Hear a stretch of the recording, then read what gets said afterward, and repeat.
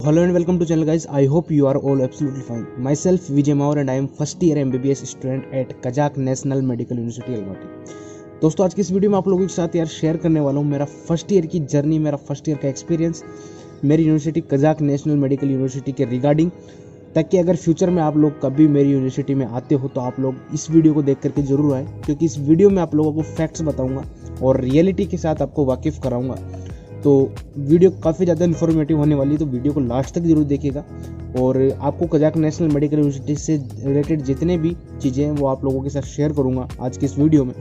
Guys एक opinion दे देना चाहता हूँ कि एक कंसल्टेंसी वाले में और एक पर्सनल जो स्टूडेंट वहाँ पर पढ़ाई कर रहा है, दोनों के ओपिनियंस में काफ़ी ज़्यादा डिफरेंट हो सकती है। तो वीडियो यार काफ़ी ज़्यादा इन्फॉर्मेटिव होने वाला है। कजाक नेशनल मेडिकल यूनिवर्सिटी जो कि काफ़ी ज़्यादा फेमस यूनिवर्सिटी है कजाकिस्तान की, और हर बच्चे वहाँ पर आना चाहते हैं। जनरली इस बार का स्कोर काफ़ी ज़्यादा रहा है स्टूडेंट का वहाँ पर आने का, एडमिशन लेने का। तो इस यूनिवर्सिटी के रिगार्डिंग आप लोगों के साथ सारी इन्फॉर्मेशन शेयर करूँगा, तो वीडियो को शुरू करते हैं। फ्रेंड्स, मैं आप लोगों को यूनिवर्सिटी के रिगार्डिंग कुछ जनरल इन्फॉर्मेशन शेयर कर देना चाहता हूँ, ताकि आप लोग अवगत रहें इस चीज़ों से, ताकि आप लोगों को ऑलरेडी ये चीज़ें पता रहें। बेसिकली आप ये चीज़ें इंटरनेट पर देख सकते हैं, लेकिन वहाँ पर क्या होता है कि यार कई कंसल्टेंसी की साइट्स है जो कि अपने हिसाब से वहाँ पर बना करके डालती, तो उन पर ना जाएं और आप इस वीडियो के थ्रू रियलिटी वाली चीज़ें देखें। तो मैं आपको जनरल इन्फॉर्मेशन देता हूँ यूनिवर्सिटी के रिगार्डिंग। सबसे पहले इन्फॉर्मेशन ये है कि 1931 में इस्टेब्लिश हुई थी और 2001 में इसको नेशनल यूनिवर्सिटी का अवार्ड दिया गया था, बिकॉज इसके एकेडमिक रिजल्ट्स काफ़ी बेटर थे और यूनिवर्सिटीज़ की तुलना में। ये हो गया फर्स्ट फैक्टर। और दूसरा बात करता हूँ कि ओल्डेस्ट यूनिवर्सिटी है, तो एक्सपीरियंस की तो आप बात ही कर सकते हो, ठीक है। कजाकिस्तान में ये कहा जाता है कि हर 5 में से 3 doctor Kazakh national medical university से पास आउट है। तो यूनिवर्सिटी काफ़ी ठीक ठाक है, काफ़ी अच्छी रेपुटेशन यूनिवर्सिटी है कजाकिस्तान में। ये मैंने जनरल इंट्रोडक्शन दिया आप लोगों को यूनिवर्सिटी के रिगार्डिंग। अब बात करते हैं कि यार जो मिडिल क्लास फैमिली का एक बच्चा होता है जो कि फॉरेन में पढ़ाई करने के लिए जाता है, अपनी कोई सी भी डिग्री हो, MBBS मान लो, तो किसी भी कंट्री में जाने से पहले हम लोग क्या करते हैं, कई क्राइटेरियाज़ को देखना पड़ता है। हम लोगों को कई क्राइटेरिया हमारे डिसाइड करने पड़ते हैं कि भाई इस बेसिस पे हम उस कंट्री में जाएंगे। कुछ क्राइटेरियाज़ के बारे में बात करेंगे, तो सबसे पहले शुरू करते हैं हम कंट्री कैसी है।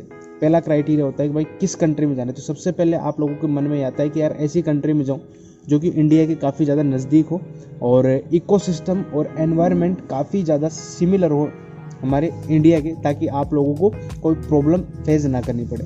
जैसे मैं बताता हूँ कजाकिस्तान अलमाटी का क्या होता है कि विंटर्स में थोड़ा सा -5 to -10 तक जाता है, लेकिन समर में क्या होता है कि प्लीजेंट वातावरण होता है, मतलब 20 से 25 के बीच में इसका टेम्परेचर पाया जाता है मेरी यूनिवर्सिटी का, मतलब वहाँ पे कजाकिस्तान अलमाटी में।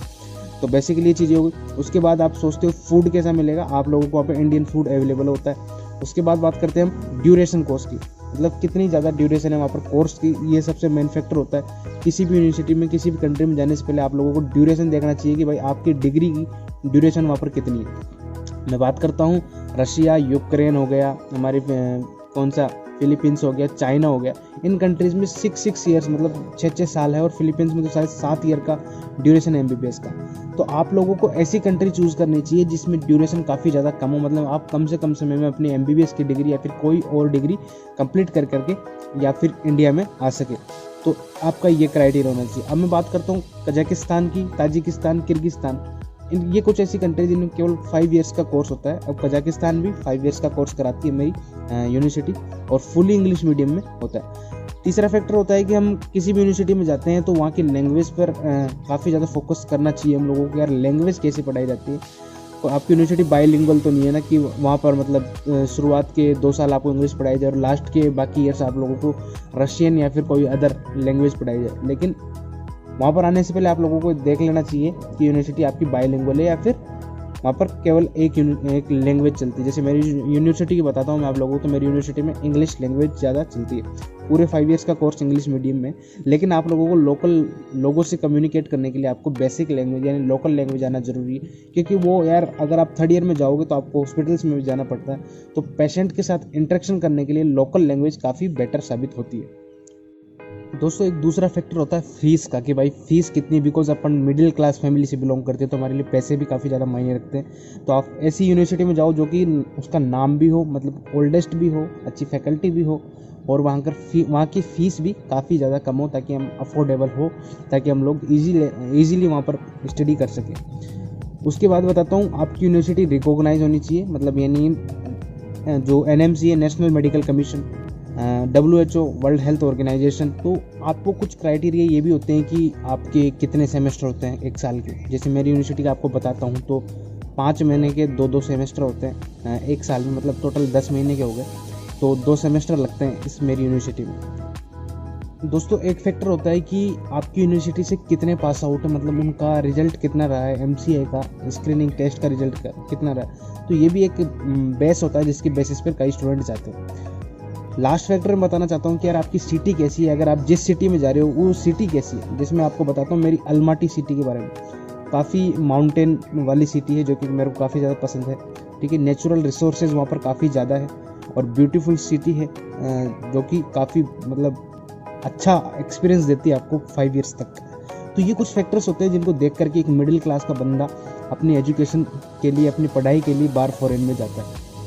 दोस्तों मैं अब आप लोगों के साथ शेयर करना चाहता हूँ कि मैंने कजाक नेशनल मेडिकल यूनिवर्सिटी को क्यों चुना। जब मैं एडमिशन के प्रोसेस में था, जब मैं एडमिशन के लिए यूनिवर्सिटीज़ देख रहा था फॉरेन के लिए, तो मैंने कई कंट्रीज़ को देखा, Ukraine, China, Philippines, Russia, Tajikistan, Kyrgyzstan वगैरह वगैरह। मैंने जितनी कंट्रीज़ उन कंट्रीज़ को देखने की कोशिश की, मॉरिशस को भी देखा था मैंने, तो देखे मैंने। और मेरे को यार सबसे पहले चाहिए था कि मेरी यूनिवर्सिटी हो और टॉप रैंक हो, इंडिया के काफ़ी नज़दीक हो, एनवायरनमेंट इंडिया के जैसा ही हो लगभग, ठीक है, और इंडियन फूड इजीली अवेलेबल हो, ठीक है। और बताता हूँ कि यूनिवर्सिटी टॉप रैंक होनी चाहिए, ओल्डेस्ट होनी चाहिए, एक अच्छी फैकल्टी होनी चाहिए। अगर यूनिवर्सिटी ओल्डेस्ट है तो फैकल्टी ऑब्वियसली अच्छी होगी।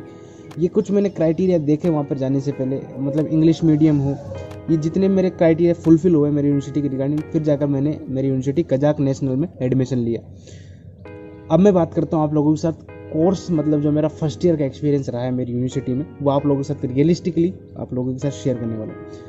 मेरा बैच स्टार्ट हुआ था गाइस, शायद अक्टूबर में मेरा बैच स्टार्ट हुआ था मेरी फर्स्ट ईयर का। तो फर्स्ट सेमेस्टर, फिर सेकंड सेमेस्टर। फर्स्ट सेमेस्टर मेरा खत्म हो गया था मार्च में, और अब मेरा सेकंड सेमेस्टर के लास्ट फेज में हूँ। फर्स्ट सेमेस्टर की बताता हूँ आप लोगों के, यहाँ पर आपके 2 सेमेस्टर होंगे एक ही साल में, जो कि 5-5 महीने के हो सकते हैं। तो फर्स्ट सेमेस्टर की आपको एक्सपीरियंस शेयर करता हूँ। फर्स्ट सेमेस्टर में क्या होता है कि आप लोगों की चलेगी एनाटॉमी, उसके बाद आप लोगों की कुछ फर्स्ट ईयर में मतलब फालतू सब्जेक्ट्स आते हैं। जैसे फर्स्ट ईयर में थे मेरे फिजिक्स थी, केमिस्ट्री थी, हिस्ट्री थी, इंटीग्रेशन, एंटी करप्शन, ठीक है, और फर्स्ट एड था, पैरासाइटोलॉजी थी। ये कुछ सब्जेक्ट थी जो मेरे फर्स्ट ईयर में चली थी, जिनमें केमिस्ट्री, फिजिक्स, ये सब हिस्ट्री फालतू होती है, जो कि यार आपको सीखना पड़ती है, हिस्ट्री देखनी पड़ती है उनकी। लेकिन फर्स्ट एड वाली होती, जो फर्स्ट एड का था सब्जेक्ट, वो काफ़ी ज़्यादा अच्छा था, बिकॉज उसके अंदर आप नॉर्मल फर्स्ट एड वाली जो चीज़ें होती है वो सीखते हो कि भाई नॉर्मल, मतलब यानी पेशेंट को अगर कोई इमरजेंसी क्रिटिकल सिचुएशन आ जाए तो वहाँ पर आप कैसे प्रिपेयर करोगे उस सिचुएशन को लेकर के, तो वहाँ पर फर्स्ट एड में सीखने को मिलेगा। पैरासाइटोलॉजी की बात करते हैं तो वहाँ पर आप पैरासाइट्स के बारे में पढ़ते हो, तो वो भी एक ठीक ठाक सब्जेक्ट थी। लेकिन फिजिक्स, केमिस्ट्री, इंटीग्रेशन, प्लेगियरिज्म वगैरह वगैरह ये फर्स्ट सेमेस्टर में आई थी, जो कि कोई बकवास था, मतलब मेरा सेंस ये था। सेकंड सेमेस्टर की बात करता हूँ। सेकंड सेमेस्टर में एक एडिशनल सब्जेक्ट ऐड हो गया मेरे, जिसका नाम था हिस्टोलॉजी। काफ़ी ज़्यादा इंपॉर्टेंट है, और एनाटॉमी भी था मेरे फर्स्ट ईयर में, सेकंड सेमेस्टर में। उसके बाद मैं बात करता हूँ सेकंड सेमेस्टर में मेरे कई और अल्टरनेटिव सब्जेक्ट्स आए। जैसे मैं बात करता हूँ ICT आ गया, और फिजिकल कल्चर आ गया, ठीक है, साइटोलॉजी आ गई, मोलिकुलर बायोलॉजी आ गई। ये कई चीज़ें आई है जो मेरे सेकंड सेमेस्टर में ऐड हुई है, और सेकंड ईयर से मेरी सारी चीज़ ऐड जाएगी और मेन सब्जेक्ट ही चलेगी। तो गाइस ये था मेरा एक्सपीरियंस मेरी यूनिवर्सिटी की रिगार्डिंग। फैकल्टी अच्छी है यार, और इंग्लिश मीडियम भी है कोर्स, इंग्लिश में बात करते हैं टीचर्स। और ये है कि उनकी इंग्लिश थोड़ी बहुत कमज़ोरी होगी आपसे, ओबियसली मैं इतना कह देना चाहता हूँ। फ्रेंड्स, आप लोगों को वहाँ पर 2 लैंग्वेज की क्लास पढ़नी पड़ेगी। फर्स्ट सेमेस्टर में आप लोगों के पास कजाक लैंग्वेज की क्लासेस आएगी, और सेकंड सेमेस्टर में आप लोगों के पास रशियन लैंग्वेज की क्लासेस आएगी, ठीक है। रशियन मेन लैंग्वेज होती है, बिकॉज कजाकिस्तान किसी टाइम पे रशिया का पार्ट था। ये ताजिकिस्तान, किर्गिस्तान, उज्बेकिस्तान, ये सब क्या है कि रशिया के पार्ट थे, तो मेन लैंग्वेज वहाँ की रशियन है। मतलब मैक्सिमम लोग रशियन लैंग्वेज जानते हैं, तो कम्युनिकेट करने के लिए रशियन बेटर लैंग्वेज, इसलिए वहाँ पर आप लोगों को रशियन पर फोकस करवाया जाता है, ठीक है।